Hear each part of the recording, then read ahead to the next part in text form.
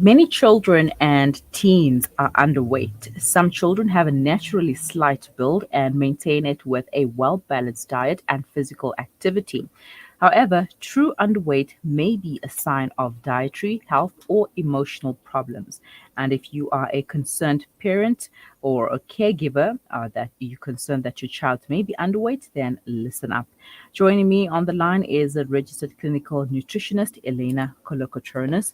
Good morning, Elena, and thank you for joining me. Good morning. Thank you for having me.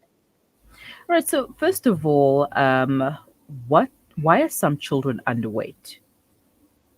It depends what kind of children we're looking at. Are we looking at infants? If that's the case, Mm-hmm. then we need to look at the mother. Is the mother breastfeeding? Is the mother undernourished herself? And with that goes a lot of dynamics, economical, social, and so on. Are the parents understanding and are they educated enough if they're doing breast and formula, what the formula quantities are? If we're looking at older children, what we're feeding them. To some parents, a box of Smarties and a Vienna once or twice a day is a meal. But again, we have to look at the understanding and the knowledge and the education of the parents, and then we have to look at the child. So it's a very dynamic and very broad scope when we're speaking of undernourished, malnourished children, and it's a very serious problem in South Africa that accounts for, they say 1 in 3, but there's new research saying it's almost 2 in 4, which is slightly a slighter Wow. increase in death of children under 6. So it is a very concerning topic. We just need to be mindful of what dynamic we're speaking of. Are we talking about preteens with eating disorders? Are we talking about younger kids, toddlers, babies, infants? But it is a very broad issue that the country experiences. It is a problem. Mm-hmm. Now, what qualifies some children to be underweight?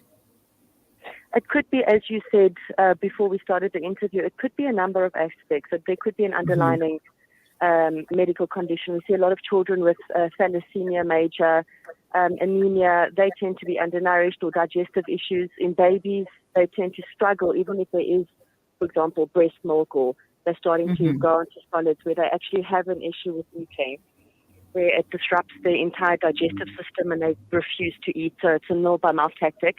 And then we also look at the parents who are misinformed about food and what it actually does do. A lot of parents don't have the time or the financial means to give their children the best of everything, which is understandable. But a lot of parents also don't understand what empty or evil calories are. In other words, you're giving your child food, but the food in turn is not nourishing your child. It's actually depleting them. And then you have Mm-hmm. the children who have a tactic. For example, they don't want to eat for whatever reason, and this we find in older children when they're more aware. A no by mouth tactic, for example, you won't let me play with my toys or you won't buy me a sucker, I'm not having supper tonight. And that ends up being an adopted way of them dealing with things that carries later on into life that can bring on eating disorders and so on. Mm-hmm. And then parents also are not strict enough. They'll just be like, okay, if you don't want to eat, then fine, that's up to you, and you can go sleep on an empty stomach, Correct, or you because can go parents sleep. are tired as well. You know, you Mm-hmm. find a lot of parents that cook healthy, nutritious meals when they're teenagers or preteens or young adult kids still in the house are not eating it.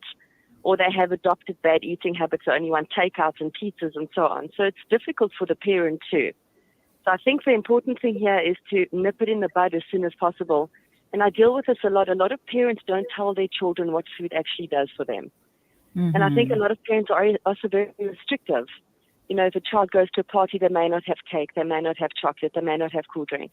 And I think the minute that becomes very obsessive and most of the child's eating life is restrictive, they are obviously going to try and rebel and overdo things when they're a little bit older. So I think the best Mm-hmm. thing is to explain to your children at a very young age what food is, what it can and can't do for you. And a child is an amazing thing. They absorb a lot. And when you involve them in the shopping of the food and you explain to them what food can and can't do, how it gives you energy, how it builds muscle, that kind of thing, children automatically, as they get older, adopt a better relationship with food. And I think that's what most people are wanting. It's one Mm-hmm. thing to tell your child, eat your greens, but why? The chocolate tastes better. I think once you once you explain the difference, they do tend to hold a lot of information, and that does help as they grow up with their relationship with food. Mm-hmm. Now, as a concerned parent, how do you tell if your child is underweight? So there's 3 aspects that you can pick up. Number one, you can physically see. They have a paler complexion. They are obviously a little bit more gaunt, a little bit more slow. They have lethargic dips. They complain of dizziness. They want to sleep most of the time. They don't have energy to partake in school activities. And you will obviously notice it as a parent that certain foods are very difficult for them to chew and swallow. And then if they do, with most foods, they'll complain about how it makes them feel afterwards. And that can be a number of things as well. So the best is to visit your doctor, have your child thoroughly checked before you go on to the next step and look and see how you're going to overcome whatever the issue may or may not be. It could be a physical medical condition. It could just be that the child is stuck on eating only certain processed, high sugar, high fat, saturated fat foods, and that's causing the depletion in weight, because that does happen. You'll find a lot of the times children will have one meal and it'll be chicken nuggets and chips or a whole pizza and a can of Coke. And you think it's quite fattening, but for a child, if that's the only one thing that they're eating once a day, then it's not nourishing. It's going to obviously cause them to be undernourished, malnourished. And then we have the other side of the coin that we're now adding underneath the title of malnourished, and that's obesity. I know it sounds quite contradictory, but South Africa has a huge obesity problem. Yeah. So we have to be mindful of what we're trying to target and how we're going to fix it, but there is so much that one can do. I would suggest starting with taking your child to see a medical doctor to do, for example, maybe some blood tests, maybe just to see a way forward if it is a medical condition. And if it's not, the best to do is to just change the child's understanding of food. All right, Elena. Yes. Let's take a quick break, and when we return, we can talk more, especially about the preparation of healthy foods. I mean, we want our kids to eat their greens, but also to enjoy eating them so that they can come back to them. So let us take a quick break, and we'll continue thereafter. Perfect. Thank you. They say breakfast is the most important meal of the day. Yet many children go to school hungry because of poverty. Penny Appeal's Breakfast Club aim to get a warm, hearty meal to underprivileged children so they can spend the day prospering in their schoolwork. Help feed a needy learner by visiting our website on www.pennyappeal.org.za or call 031 1100 573 to find out how you can donate. Penny Appeal. Small change, big difference. Nasiri Products, don't forget this name. Nasiri Products is your one-stop health shop. Fresh dates directly from Medina Al Munawwara, available for Ramadan and all year long. We're also stockists of nuts, honey, figs, pure olive oil, oats mixed with dates and nuts, and other varieties of healthy food products in store. Contact us on 011 075 5770 or WhatsApp us on 073 565 9355. Visit our website at www.nasiriproduct.co.za. We are located in Fordsburg, 1792 Albertina Sisulu Road, opposite Shan Spices. Nasiri Products. With up to 97% of Gaza's water supply unfit for human consumption, desalinated water is the only hope to avoid catastrophe. The Al-Imdad Foundation has been operating desalination plants and delivering safe water in the Gaza Strip since 2014. Help us continue providing clean, safe drinking water in Gaza by donating your lila or sadaqah today. Visit alimdad.com or call 0861 786 243 for more information. Shimmer, sparkle, captivate. Nothing less than a masterpiece. Droplets of gold inspires precious design. Platinum bursts with intricate freshness, and every pure diamond becomes more than just a girl's best friend. Voda Gold Gem Jewelers, where timeless dreams become a reality. Come to us. We tailor-make designer gold, platinum, and diamond jewelry. Trade in or remodel your old gold. Clad yourself with classy name-branded watches. We offer insurance valuation and free zakat calculation. Visit us at 534 Ridge Road, Overport, or call 031 208 9142. Voda Gold Gem Jewelers, manufacturers of fine gold and diamond jewelry. Listen to something fresh. Listen to Salam Media. 19 minutes past 11, you are listening to the Mid Morning Talk on Salam Media with me, Mari Mukonda, and we are talking about underweight children, what you can do about it as a concerned parent or caregiver with Elenia Kolokotronis, a registered clinical nutritionist. Elenia, thank you for staying on the line now. It's a pleasure. We were talking about children being underweight and what Yes. qualifies for some children to be underweight, etc. Now, when it comes to preparing meals for our kids, we want them to eat healthy food. We want them to enjoy eating healthy food as well. Now, how can parents and caregivers prepare a delicious and nutritious food for them? So I know that there might be a bit of backlash for what I'm about to say, but it has worked with a Mm-hmm. lot of children that I've been a part of a team assisting.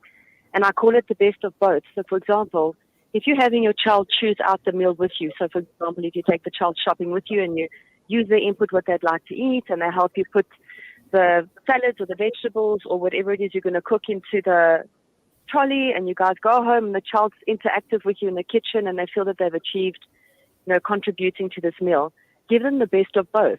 Let them eat the healthy meal and give them, I'm not saying reward good behavior with food, but I am saying 2 to 3 times a week, allow your child something that is moderately healthy, that has a little bit more of the sweet stuff that they like. For example, a scoop of ice cream with strawberries.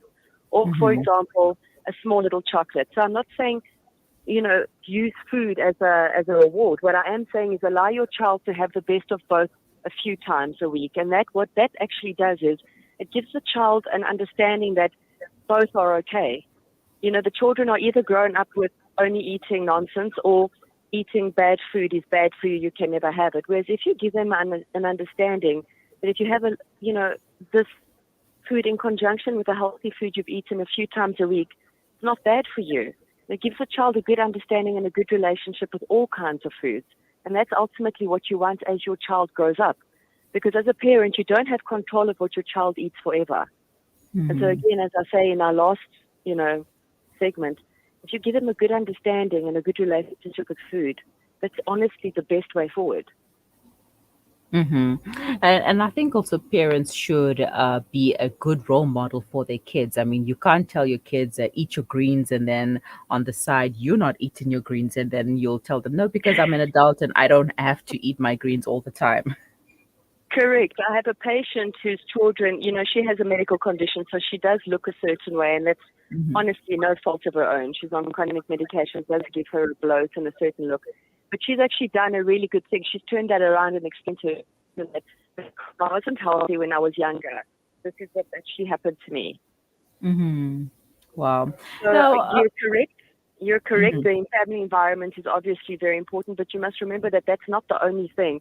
Children yes. are very social. They go to school, they go to parties, they see how other people eat, they want to adopt the same way as eating. So again, if you give your child a fair understanding of all foods and you create a good relationship with all foods for your child, that gives them the power to make the decisions they need to make for a healthier way to live. Now, what health risks can being underweight have on a child? It can be fatal.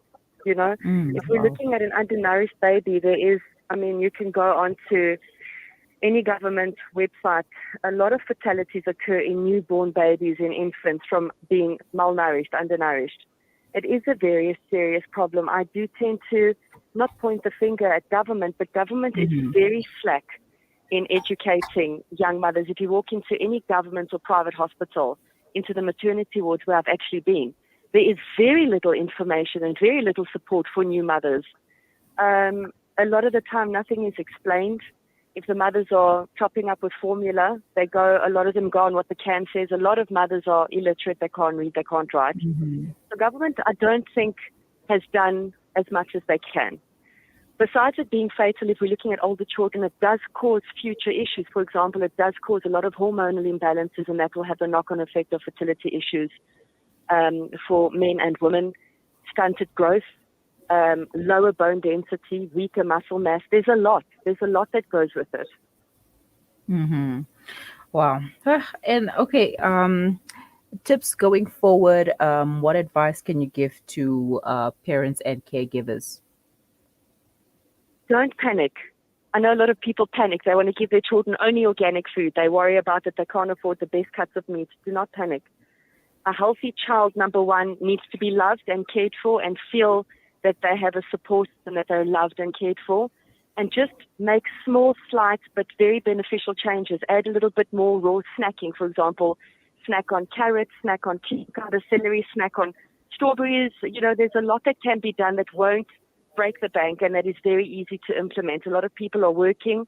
They can't cook breakfast, lunch, supper, but you can ensure there's a bowl of apples or some oranges or nachos. Make sure the children are staying hydrated with good, clean, quality water. It's not a lot to change or to turn the tide on bad nutrition. And also, if a child has been diagnosed as undernourished or malnourished, there's a plethora of supports and help. So it's not all bad. It's not all doom and gloom. Mm-hmm. So is it okay to take supplements and anything else to, boost the child's weight or to help with an appetite? So here's the thing about supplements. I don't think that younger children should be supplementing unless it's for a medical condition, if they have an iron deficiency. But again, food is, your body starts to work on food while you're chewing. The enzymes in the spit start to work on the food. So supplements are great if they're needed. I do not advocate using protein shakes or dietary shakes as a food substitute, because when you're looking at digestion starts when you start to chew the food. And then what happens is children will eventually only want to have the shake. And after a long term of using just a dietary shake or drink, what happens is the digestive system starts to, in essence, collapse. You'll find that the child, when they're a little bit older and they start eating bread or whatever it is, their body responds very negatively. And then they'll be diagnosed as either celiac or gluten intolerant. And that's because the body needs, you need to chew your food for many reasons. So even though now and again it might be okay, it's not something I would advocate. I think we have to look at the root cause of the issue. And that has to be creating understanding and a very good relationship with food. All right, Elenia, thank you so much for your time. I know my niece, actually, I'm not sure if she's underweight, but her mom is always concerned about her small build and her being underweight, but she's quite heavy for her age. So I don't think she's underweight. She's just got a small frame, but I'll get her to listen to the interview, and perhaps she can get some Also, advice just there. let you know. Also, just let you know that children go through hormonal changes at different times. You might find that your niece will wake up tall and slim. You never can call it. But again, look for those signs. If the children are either underweight or overweight, look for the signs are similar. They get tired climbing the stairs. They can't partake in school activities. They are refusing to eat any other foods, only specific foods that are not healthy for them. So even though it's different spectrums of the issue here, the results, the side effects, and the physical, the telltale signs are similar. Well, she's a busy one. She's always climbing places. Good. Thank you so much for your time once again, Elenia, and have a wonderful day. You're welcome. You too. Thank you so much. Bye. Registered clinical nutritionist Elenia Kolokotronis taking us through why some children are underweight and what you can do as a parent and a caregiver. And research shows that children who have difficulty gaining weight, such as kids with limited diets, are more likely to have adverse impacts on their nutrition, growth, physical activity, and overall health. Now, if you suspect that your child might be underweight, look for the signs before you decide on the next step, which is not pumping them with food and forcing them to eat, but look for paler complexion. If your child looks much paler than usual, if they are always lethargic and want to sleep all the time and they have no energy to do anything, they don't participate or partake in physical activities like they used to, if they are super picky about what they eat, if they can't eat certain foods and only want to eat a specific foods, look for all of those telltale signs. And once you do take them to a nutritionist, or you can start with just your GP first, and your GP will be will recommend a nutritionist to take your child to. And from there, you'll get a program that you can follow from the nutritionist, and you'll know exactly what to give your child and what not to give your child. But be a involved parent and be active as well. If your children are young, you take them shopping with you and let them pick out what they want to eat. And like Elenia said, give them the best of both worlds. You don't have to deprive them of the little sweet or the chocolate or the crisp that they want to have. Let them have it now so that they don't have to binge eat in their rooms, and they don't have to have eating disorders when they grow up. So you can share your comments with us in the comment section, or you can send them to us via WhatsApp. The number is 061 766 0355. Please stay with us. We will be right back.